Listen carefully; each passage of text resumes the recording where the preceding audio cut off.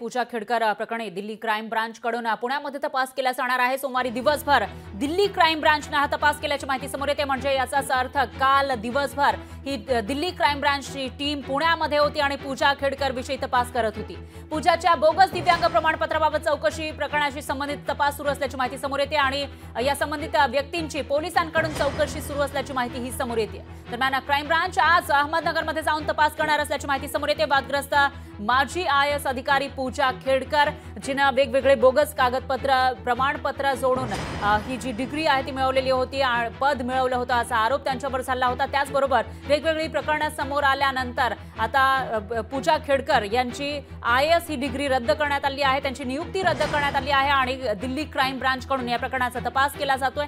सोमवारी दिवसभर Delhi crime ब्रांचची team ही पुण्यामध्ये होती आणि त्या ठिकाणी पूजाच्या बोगस दिव्यांग प्रमाणपत्राबाबत चौकशी करत होती आणि या प्रकरणाशी संबंधित व्यक्तींची पोलिसांकडून चौकशी सुरू असल्याची माहिती समोर येते। दरम्यान आज ही क्राईम ब्रांचची टीम अहमदनगरमध्ये जाऊन तपास करणार आहे। त्यामुळे आता क्राईम ब्रांचच्या या तपासातून नेमकं काय समोर येतं ते बघावं लागेल।